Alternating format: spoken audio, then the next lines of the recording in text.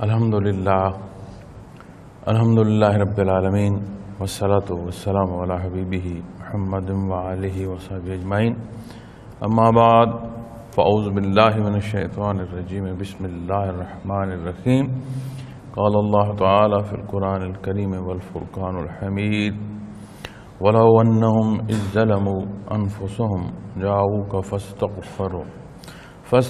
اللَّهَ وَاسْتَغْفَرَ لَهُمُ الرَّسُولُ لَوَجَدُوا اللَّهَ تَوَّابًا رَحِيمًا اللهم سبحانك لا علم لنا إلا ما علمتنا إنك أنت العليم الحكيم مولاي صل وسلم دائما أبدا على حبيبك من زانت به النصر وعزیز سامعین کرام السلام علیکم ورحمۃ اللہ۔ آج ہمارا جو سبق ہے وہ الحمدللہ روزہ اطہر پر سیر کعبہ، سیر صلاۃ، سیر قرآن۔ سیر کعبہ کے اندر یہ دو اسباق، پھر سیر کعبہ کے بعد سالک کو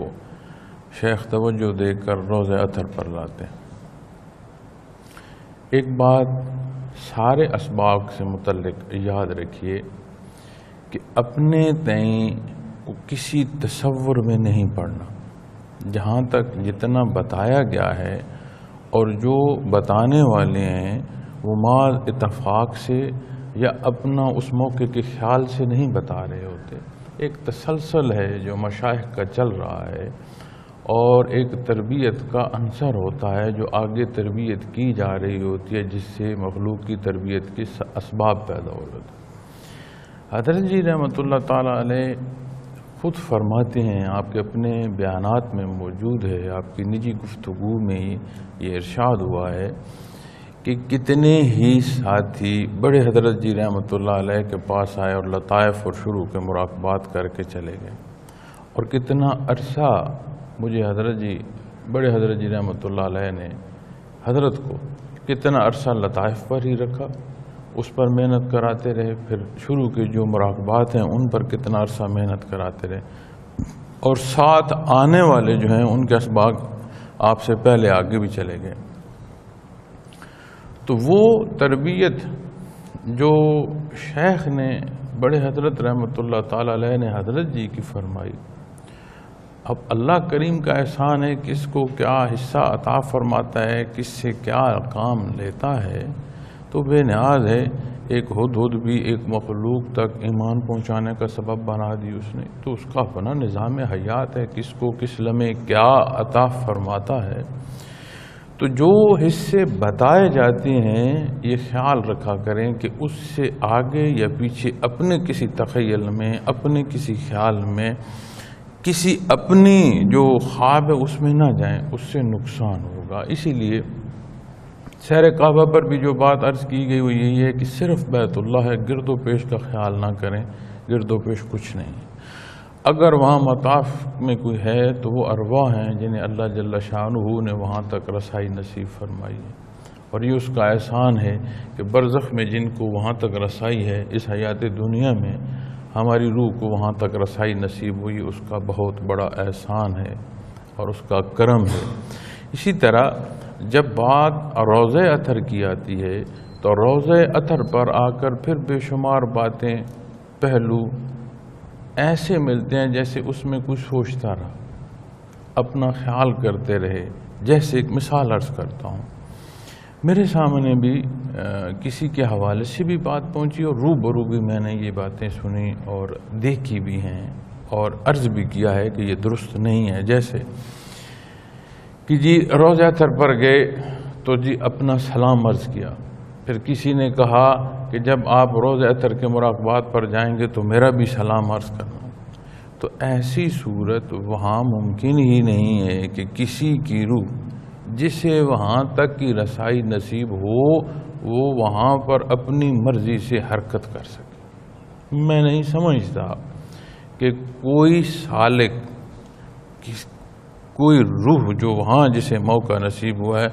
وہ اپنی مرضی سے ایسے نظر اٹھا سکے۔ یہ کیسے ممکن ہے کہ وہ اپنی مرضی سے کلام کر رہا ہے؟ اسی طرح جب تربیت کی جاتی ہے تب بھی میں نے احباب سے یہ عرض کیا ہے کہ جب آپ تربیت کر رہے ہوتے ہیں تو وہ اصول و ضوابط بتایا کریں جو ایک حدود بیان کی گئی ہے. جیسے ایک مثلاً کہہ دیا جاتا ہے آئیں آپ کو فلاں رسول کی تیاری کے لیے کرتے ہیں، آئیں آنکھیں بند کریں، ابھی آپ کہاں پہنچے ہیں، ابھی واپس آ جائیں، ابھی پھر وہاں چلے جائیں. تو ایک مثال میں نے ان سے عرض کی، میں نے کہا وہ تو بارگاہ بہت بلند ہے، ہم احاطہ بھی نہیں کر سکتے اس شان کا، مجھے سادہ سی بات بتا دو جہاں شیخ بیٹھتے تھے. میں نے کہا کبھی کسی ساتھی کو جو بیت ہے اسے کہا جاؤ ایک دفعہ اندر جاؤ فلاں سیٹ پر بیٹھو اور پھر باہر آ جاؤ، پھر میں آپ کو کہتا ہوں وہاں چلے جاؤ پھر واپس آ. میں نے کہا وہاں کہنے کا عمل دخل ہے ہی نہیں، اور اگر کوئی کہہ کے سمجھ رہا ہے تو اس کی سمجھ میں کمزوری ہے، اسے وہ بات سمجھ نہیں آ رہی، ایسا ممکن نہیں ہے. اور پھر یہ ایسی ادب کی جگہ ہے کہ جیسے جیسے رسائی نصیب ہوتی ہے حد ادب جو ہے وہ روح اختیار کرتی چلی جاتی ہے، زبان گنگ ہو جاتی ہے. میں نے خود حضرت جی رحمۃ اللہ علیہ سے بھی سنا، اور حضرت جی رحمۃ اللہ تعالیٰ علیہ بڑے حضرت جی کے حوالے سے بھی ارشاد فرماتے تھے کہ اگر کوئی چیز بارگاہ رسالت میں کوئی بات عرض کرنا ہوتی، مقصود ہوتا کسی حوالے سے عرض کرنا، تو سمجھ نہیں آتی تھی کیسے عرض کی جائے، اور پیش ہو کر زبان گنگ ہو جاتی ہے، بولا نہیں جا سکتا کہ کوئی بات عرض کی جا سکے. اب جو یہ تعلق، جو اس میں قرب اور جو اس میں وسعت آتی ہے، اپنا احساس ہوتا جاتا ہے کہ میں کہاں ہوں اور میری حیثیت کیا اور کتنی بڑی رسائی اللہ نے دی ہے. سوائے شکرانے کی پھر کیفیت اور کوئی بچتی نہیں ہے کہ بندہ اللہ کا شکر کرے اور اپنے ادب اور لحاظ اور درود شریف کے ورد میں چلا جائے. اور درود شریف کا پڑھنا وہ حصہ ہے جو اللہ جل شانہ نے کلام ذاتی میں اس طرح فرمایا کہ اللہ اور اس کے فرشتے درود پڑھے سلام بھیجتے، اور مومنین کو مخاطب فرمایا کہ آپ نبی کریم صلی اللہ علیہ وسلم پر درود و سلام.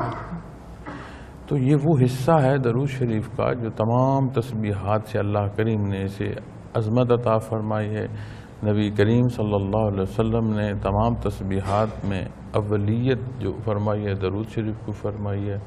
کثرت درود شریف دنیا و آخرت کی جو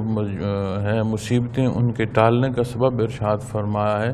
تو وہاں اس عظیم ترین جگہ پر حاضری نصیب ہو تو پھر جو کلام عرض کیا جا رہا ہے بارگاہ عزتی میں وہ بھی بہت بلند ہے، چونکہ وہ حصہ ہے جسے شرف قبولیت نصیب ہوتی ہے. اور درود شریف ایسا حصہ ہے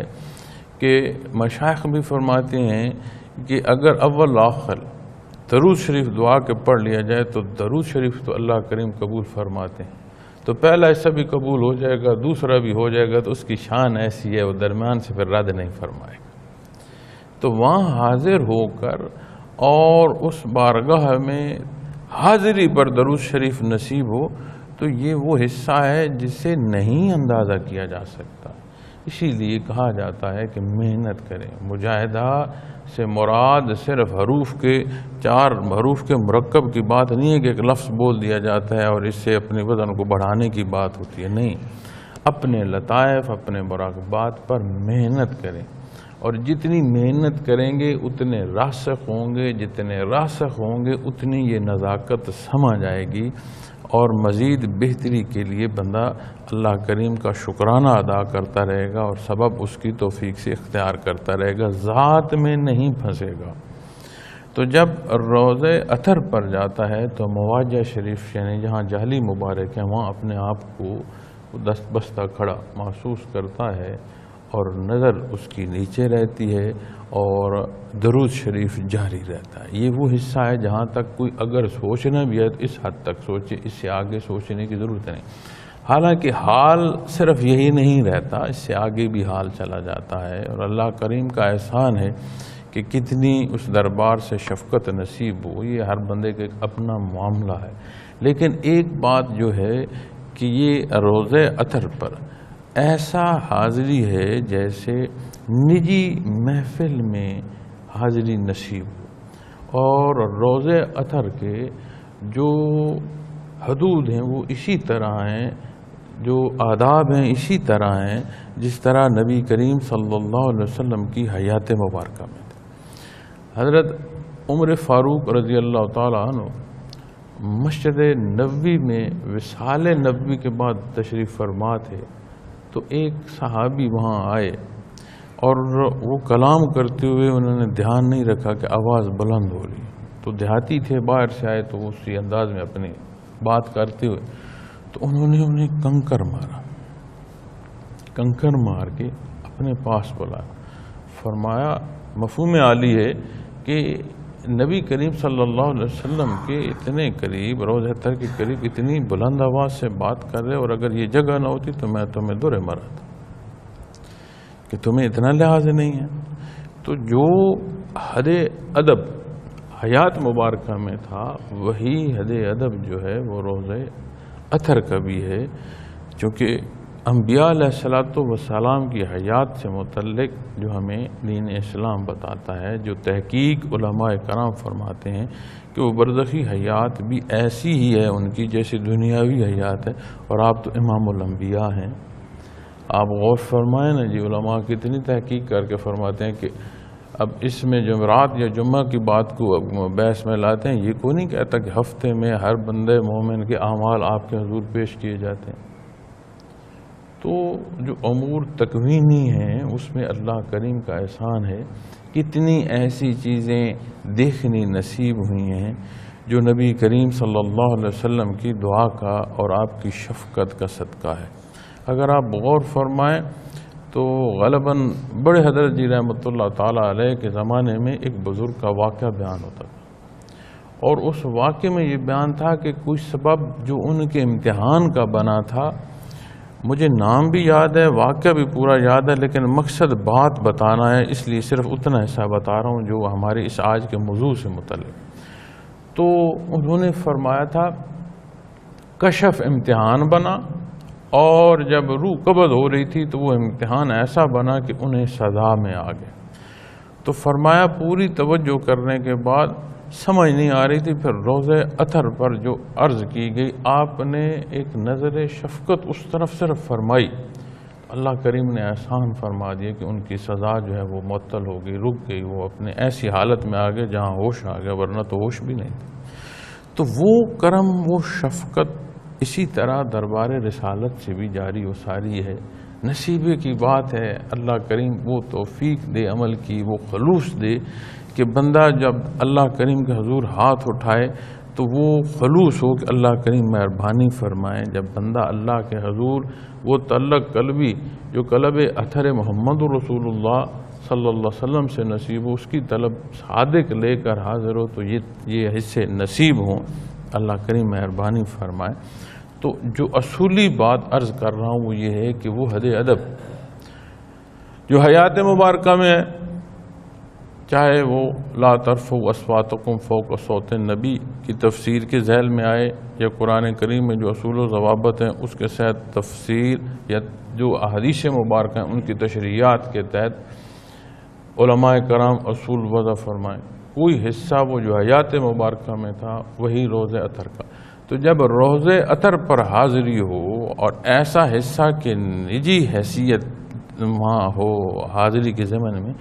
تو پھر حد ادب کا کتنا خیال رکھنا چاہیے۔ تو اگر کوئی یہ سوچے کہ ہاں نہیں میں اب یہ کر رہا ہوں، میں اب بیٹھ رہا ہوں، اب میں یہ سوال کر رہا ہوں اور یہ بات عرض کر رہا ہوں، ابھی جا کر میں نے پہلے سلام عرض کیا اور پھر میں بیٹھ رہا ہوں اور میں ایسا ہو رہا ہوں، میں اپنے آپ کو وہاں دیکھ تجاوز میں جا رہا ہے، وہ پلٹ کر دیکھے، وہ دیکھ نہیں رہا، وہ سوچ رہا ہے۔ کوئی بھی حد ادب سے تجاوز کی بات اور حد ادب کے اندر بھی جو حدود سے باہر بات جا رہی ہے، کوئی جو یہ سمجھ رہا ایک لحظے کو اسی سوچ کو دیکھ لے میں بڑے باوسوق بات اسے عرض کر رہا ہوں، وہ اپنی سوچ کو دیکھ رہا ہے، ایسا ہو نہیں۔ تو پھر جب وہاں رسائی نصیب ہو اور پھر بندہ کوئی ایسا عمل سرزد کرے یا ایسے عمل کی کوشش کرے جو پھر قابل گرفت کی بات آ جائے، تو اللہ کریم معاف فرمائے۔ تو ایسی جگہ پر اپنی جو پسند و ناپسند ہے اور اپنی چاہتے نہیں، یہاں محبت بھی اور غصہ بھی، جنگ بھی حدود و قیود کے تحت ہیں، یہاں وہاں تجاوز نہیں ہے کہ بندہ اپنی مرضی سے کو کرے۔ اللہ کریم یہ نزاکت سمجھ عطا فرمائے۔ تو جو آیا کریمہ میں نے آپ کے سامنے تلاوت کرنے کی سعادت حاصل کی ہے، اس رکوع میں یہ مدنی سورہ مبارک ہے، اور اس رکوع میں منافقین کے حوالے سے بھی بات ہو رہی ہے پیچھے، اور اس بات میں یہ تھا کہ کوئی بھی جو معاملات پیش آ رہے تھے اس میں قرآن حکیم سے اور آپ صلی اللہ علیہ وسلم سے بھی استفادہ کیا جاتا تھا، پھر یہود و نصارہ سے بھی جا کر مشورے ہوتے تھے۔ تو چونکہ منافق کا معنی یا مفہوم یہ ہے کہ جو کچھ مان رہا ہے وہ کچھ اس کے دل میں نہیں ہے، یا جو کچھ دل میں رکھا ہوا ہے ماننا جو ہے وہ اس سے مختلف ہے۔ تو یہ مکہ مکرمہ میں صورت پیش نہیں آئی، چونکہ مکہ مکرمہ میں مسلمانوں کی جو حیثیت معاشرے میں تھی وہ انتہائی کمزور تھی، وہاں مخالفت کی شدت مقابل میں تھی اور سختی میں تھی، مسلمانوں پر سزائیں تھیں، تکالیف دی جاتی تھی، خود نبی کریم صلی اللہ علیہ وسلم کی ذات اقدس کو بے شمار تکالیف دی گئیں۔ تو مدنی حیات میں جب اسلام پھیلا اور ایک منظم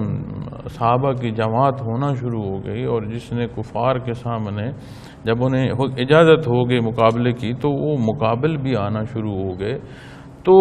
پھر ایسے حصے بھی وہاں پر مخلوق کے یا اس آبادی میں آگے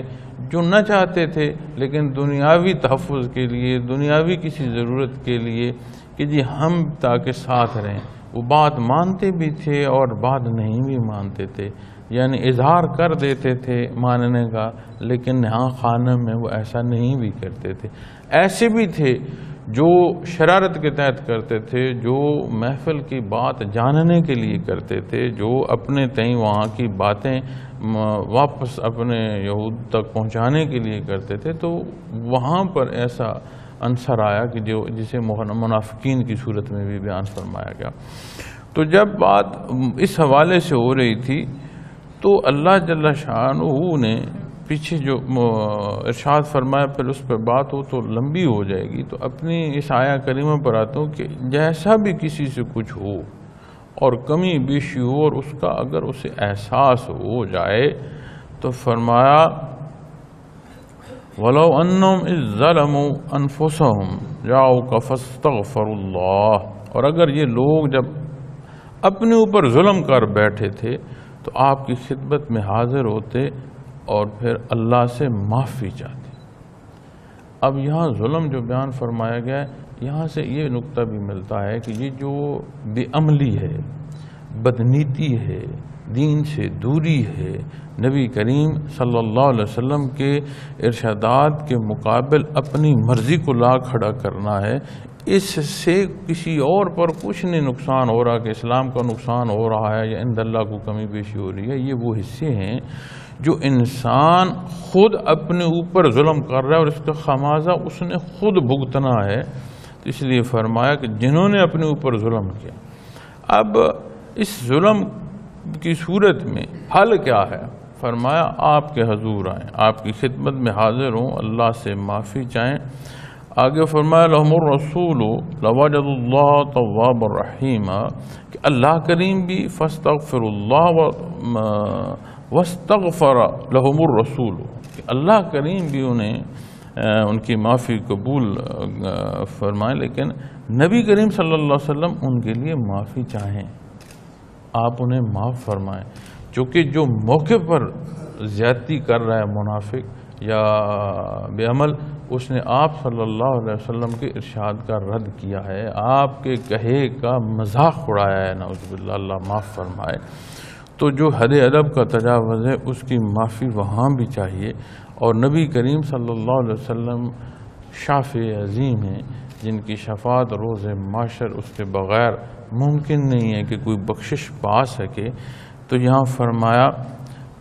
اور پیغمبر بھی ان کے لیے معافی چاہتے تو ضرور اللہ کو قبول کرنے والا، رحمت کرنے والا پاتے، یعنی اس تمام غلطی کے باوجود صدق دل سے اللہ کے حبیب کے پاس حاضر ہوتے، اللہ سے معافی چاہتے، اور نبی کریم صلی اللہ علیہ وسلم معاف فرما دیتے، تو اللہ کریم فرما رہا ہے کہ بے شک اللہ کریم انہیں رحمت سے نواز دیتے۔ اب کسی نے یہ عمل نہیں کیا تو ظلم اپنے اوپر کیا اور رہ گیا. جب بات آئے گی حساب کتاب کی اور جب یہ حالات کھلیں گے، حقیقت کھلے گی حیات کی، تو پھر اور تو چارہ کوئی نہیں سوائے اس کے کہ بندہ کوشتا رہے اپنے اس وقت کو کہ جس میں زیادتی کی ہے اور کسی کے ذمہ لگاتا رہے کہ فلاں کی وجہ سے غلطی ہوئی، فلاں کی وجہ سے غلطی ہوئی. فیصلہ تو میاں خود کیا کسی نے. پھر اسی آیا کریمہ کو مزید سمجھنے کے لیے اگلی آیا کریمہ جو متصل ہے، اسے اگر آپ تلاوت فرمائیں تو وہاں فرمایا فلا وربک لا یؤمنون حتی یحکموک فیما شجر بینہم ثم لا یجدوا فی انفسہم حرجا مما قضیت ویسلموا تسلیما. بس آپ کے پروردگار کی قسم جب تک یہ لوگ اپنے جھگڑوں میں آپ کو منصف نہ بنائیں، پھر آپ کے فیصلے پر ان کے دل تنگ نہ ہوں اور آپ کے حکم کو خوشی خوشی نہ مان لیں، تب تک مومن نہیں ہوں. جو اظہار بھی منافق کرتا رہے، جو کلمے بھی پڑھتا رہے، نہ صرف ماننا نہیں، جو کچھ نبی کریم صلی اللہ علیہ وسلم فرما رہے ہیں اس کے تحت نہ صرف ماننا بلکہ دل میں اس کے بارے کوئی گنجائش تجاوز کی بھی نہ رہے تو عند اللہ ایمان کو شرف قبولیت نصیب ہوگی. اب جب جھگڑے کی بات کرتے ہیں تو ہم جھگڑا ایک معنوں میں لیتے ہیں، جو ظاہری کسی کی تلخ کلامی ہوگی، کوئی ایک دوسرے کے گلے پڑ گئے تو ہم اسے جھگڑا تصور کرتے ہیں. بے شک یہی جھگڑا بھی ہے، لیکن ایک جھگڑے کا پہلو اور بھی ہے. ایک اس حیات دنیا میں جھگڑے ہیں جو بام ہو رہے ہیں، ایک انسان کے اندر بھی جھگڑے ہو رہے ہیں. یہ جو دل ہے یہ ایک جہان ہے، اور یہاں جو تمنا ایک دوسرے کے گلے پڑ رہی ہیں، یہ جھگڑا اس سے بھی زیادہ خطرناک ہے جو باہر ہے. اب جب ظاہری حالات پر یہ بات ارشاد ہو رہی ہے اور عمل کے اختیار کرنے کے لیے دل کی خوشی کی بات ہو رہی ہے، تو لا محالہ یہ بات بھی بیان ہو رہی ہے کہ وہ خواہشات کے جھگڑے جو تیرے سینے میں ہیں، ان کا فیصلہ بھی اگر تو نبی کریم صلی اللہ علیہ وسلم کی بارگاہ میں نہیں لائے گا، اور نہ صرف فیصلہ لائے گا بلکہ جو فیصلہ صادر ہوگا اس جھگڑے کے متعلق اسے دل میں خوشی سے نہیں مانے گا، اگر اس کے اندر کوئی کمی بیشی رہے گی تو ایمان جو ہے عند اللہ اس کو شرف قبولیت جو ہے فرمایا ممکن نہیں ہے. اللہ کے حضور بندے کے ایمان کو شرف قبولیت نبی کریم صلی اللہ علیہ وسلم کو ماننا، اور ایسا ماننا جس میں ذات نہ رہے، جس میں کوئی ضرورت جو ہے وہ مقابل نہ رہے، جس میں کوئی رشتہ نہ کسی پہلو پر برابری کرے، واحد ذات نبی کریم صلی اللہ علیہ وسلم کی مانی جائے، صدق دل سے مانی جائے اور اس ماننے پر راضی ہوا جائے. اب قربتوں کا حاصل جو ہے اور جو اللہ کریم کا قرب نصیب ہوگا اس کا انحصار اس رضا پر ہوگا کہ کس درجے کا بندہ راضی ہوا نبی صلی اللہ علیہ وسلم کے تعلق پر، آپ کے فیصلے پر کس درجے کی رضا نصیب ہوئی. جتنا یہ راضی ہونا آپ کے فیصلے پر بندے کو نصیب ہوگا اتنا قرب الہی کا سبب. اب ہم اپنے معاملات کو اگر دیکھیں، اپنی ذات کو دیکھیں، اپنے معاشرے کو دیکھیں، گرد و پیش کے حالات کو دیکھیں، ملک و قوم کو دیکھیں، تو ایک لحظے بیٹھ کر دیکھیں تو صحیح. ہمارے جتنے معاملات ہیں وہ ذاتی ہوں، معاشی ہوں، معاشرتی ہوں، ان میں کتنا یہ عنصر مقدم ہے کہ یہ سارے فیصلے ہم نبی کریم صلی اللہ علیہ وسلم کی بارگاہ میں لے جائیں، جو کچھ آج ہم کر رہے ہیں.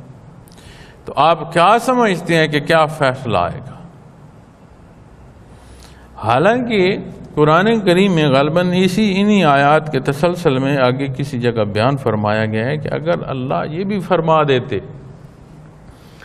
کہ یہ قتل کر دیے جائیں یا جان لے لی جائے یا جہاں ہیں وہ جگہیں گھر بار چھوڑ دیں تو بھی ان کے لیے بہتری اسی میں تھی. تو اللہ کریم کا فرمان بذریعہ وحی اور ہمیں جو عطا ہو رہا ہے وہ سبب ذات ہے نبی کریم صلی اللہ علیہ وسلم کی. تو یعنی اگر نبی کریم صلی اللہ علیہ وسلم فرما دیتے تھے کہ کوئی اپنے آپ کو قتل کر دے یا گھر بار چھوڑ کر چلا جائے تو اللہ کا قرب نصیب ہوگا، تو بہتری اسی میں ہوگی۔ یہ وہ بچھڑے کا واقعہ حضرت موسیٰ علیہ السلام کی قوم نے جب کیا تھا تو اس کی سزا میں قتل کیے گئے تھے، پتہ نہیں کتنی گردنیں اڑا دی گئی تھیں، اور جہاں جہاں گردنیں اڑائی جا رہی تھیں وہاں پر خون میں پاؤں جو ہے وہ اس میں ڈوبتے تھے، اور ان کی معافی کی صورت یہ تھی کہ جس نے یہ شرک کیا اس کی گردن اڑا دی جائے تو اللہ انہیں معاف فرمائے۔ پھر اتنی سزا کے بعد پھر حضرت موسیٰ علیہ السلام نے عرض کی بارک مہربانی فرمائے، آپ کی دعا کو قبول فرمایا، پھر باقی جو بچے انہیں اس سزا سے معافی نصیب۔ کسی سابقہ جو حق پر اقوام تھیں ان کے کپڑے پر اگر کوئی پلیتی لگ جاتی اور وہ نقص آ جاتا تو ایسا نہیں تھا کہ دو تو صاف ہو جائے، اسے کاٹ کر پھینکنا پڑتا تھا۔ جہاں سجدہ ریز ہونے کی جگہ مقرر کر دی گئی ہے پھر دوسری جگہ ایسی نہیں تھی کہ وہاں جا کر وہ عبادت کر سکے، اس مخصوص جگہ پر جانا پڑتا۔ تو اللہ نے احسان فرمایا، اور مخاطبین میں موقع وہ ہے جو منافقت کا ہے کہ منافقت میں بھی کوئی گر گیا وہاں سے بھی پلٹ آئے اور آپ کے حضور حاضر ہو جائے، وہ کریم ہے، وہ رحیم ہے، اسے معاف فرما دے۔ آپ سے وہ تعلق تو لائے کہ آپ کے دستے شفقت جو ہے اس کے لیے بخشش کو اٹھ جائیں، اس محبت سے اپنے آپ کو آپ کے حضور پیش کریں۔ اور جانوں کے نذرانے کی بات آئے تو آپ صحابہ کرام رضوان اللہ علیہم اجمعین کی مبارک زندگیاں دیکھیں نا جی۔ آپ پہلا جو خاتون کا علیہ یاسر کا خون مکہ مکرمہ کی زمین پر گرا اس خاندان کو تو دیکھیں نا جی۔ وجود کے چیتھڑے اڑ گئے لیکن اللہ وحد سے بات باہر نہیں آ سکی۔ جو کچھ نبی کریم صلی اللہ علیہ وسلم نے تعلیم فرمایا اس صدق دل سے قبول فرمایا کہ نہ دیکھتے ہوئے بھی دیکھ رہے ہیں۔ جان ہارتے ہیں تو ہار جائیں، مانے ہی نہیں رکھتی جان۔ صحابہ کرام رضوان اللہ علیہم اجمعین نے جب مدینہ منورہ کو ہجرت فرمائی تو ایسے ہی گھر بار تھے جیسے آج ہم اپنے گھروں میں رہتے ہیں، عزیز و اقارب میں رہتے ہیں، لین دین ہے، ضروریات ہیں، یہی حالات تھے۔ اور انہی حالات میں آپ اپنا جو کچھ تھا چھوڑ کر اللہ اور اس کے حبیب کی محبت میں اور حکم میں آپ چلے گئے تھے۔ اور فتح مکہ وہ موقع ہے جب بڑے بڑے رؤساء مکہ چاہتے تھے کہ آج کوئی سبب ہو جائے کہ میری بخشش ہو جائے، انہی میں سے کوئی عزیز ڈھونڈ لو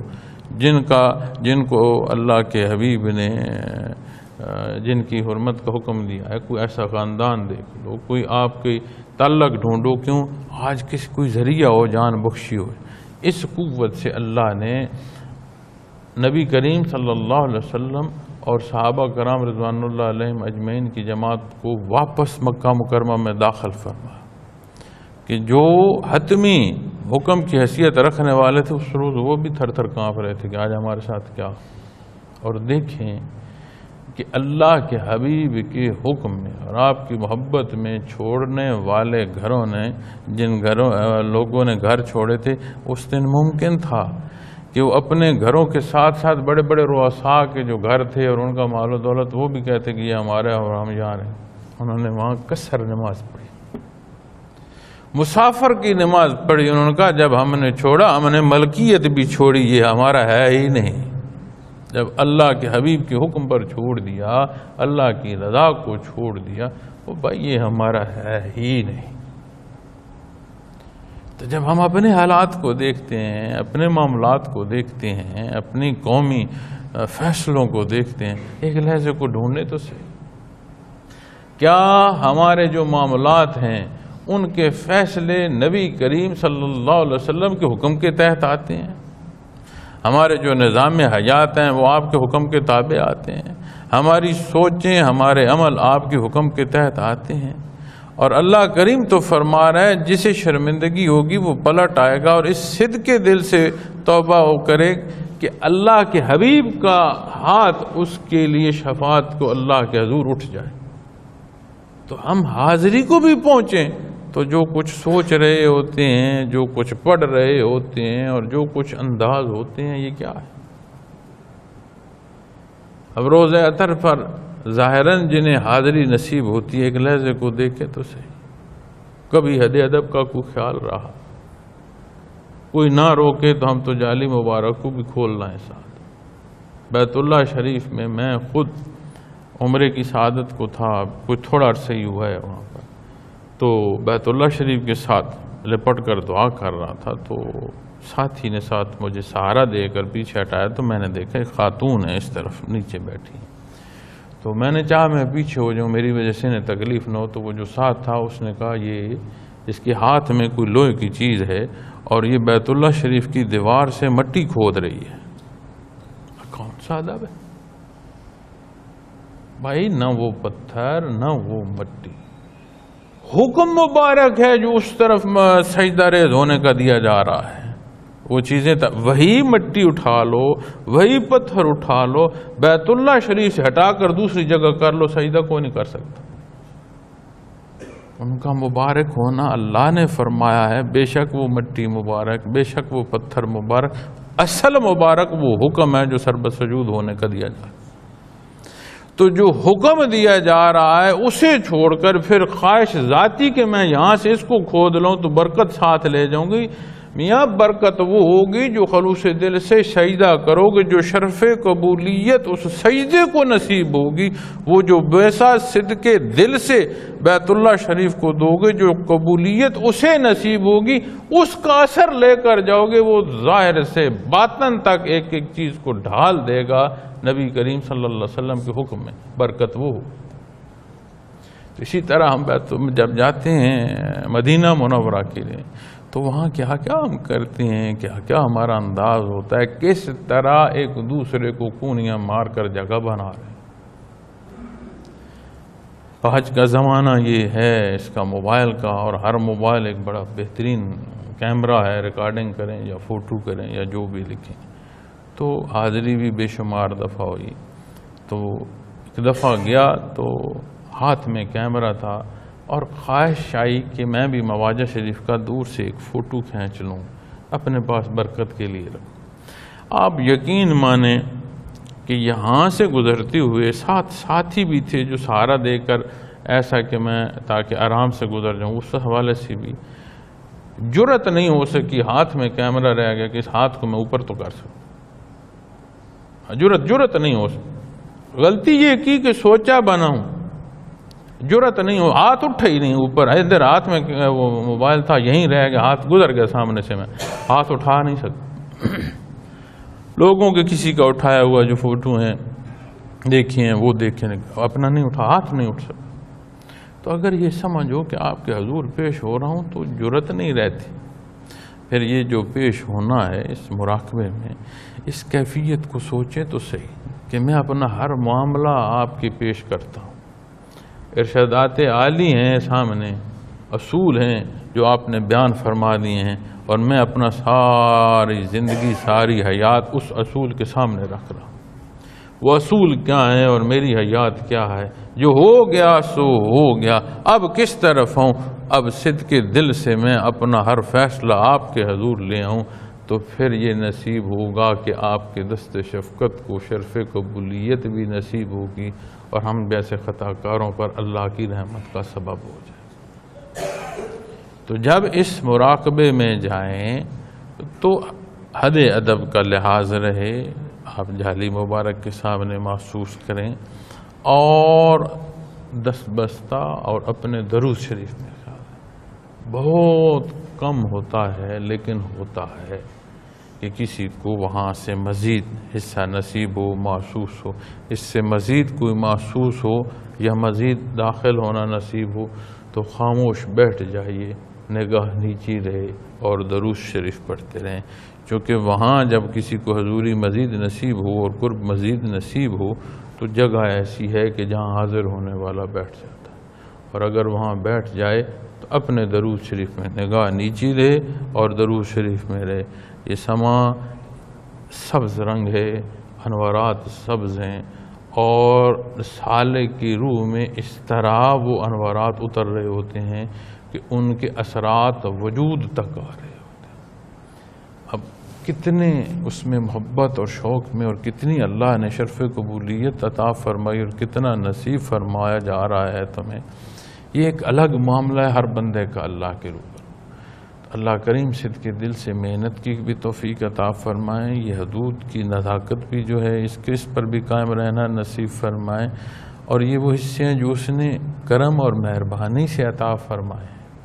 یہ اس دائرے دنیا سے یہ برکت، یہ دولت ساتھ لے جانا بھی اللہ کریم جو ہے یہ مہربانی فرمائیں کہ یہ نصیب ہو۔ اور یہاں جب یہ بات ہوئی ہے نا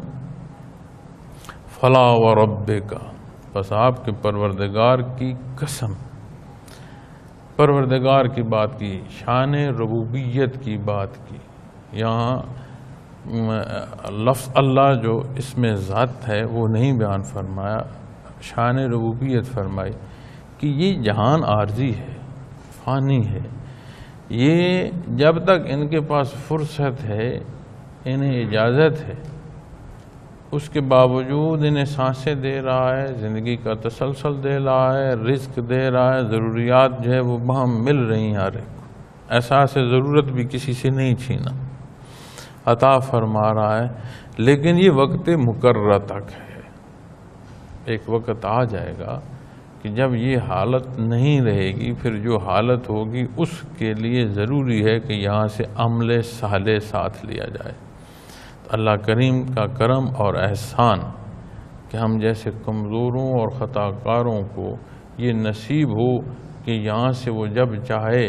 روز اثر پر جا کر حاضر ہو جائے، یہ بہت بڑا انعام ہے۔ اس انعام کو سمجھیں اور اس کا شکرانہ ادا کریں، اور شکرانہ اس کا یہ ہے کہ اپنی ہر سوچ، عمل تو عمل، اپنی ہر سوچ کو نبی کریم صلی اللہ علیہ وسلم کے ارشادات کے سامنے پیش کریں۔ اب جو بات میں کہہ رہا ہوں حد ادب پر منع کر رہا ہوں کہ وہاں درود شریف پڑھا جائے اور نگاہ نیچی رہے، چاہے حاضری باہر نصیب ہوئی ہے، چاہے اللہ نے کرم فرمایا حاضری مزید قرب کی نصیب ہوئی ہے،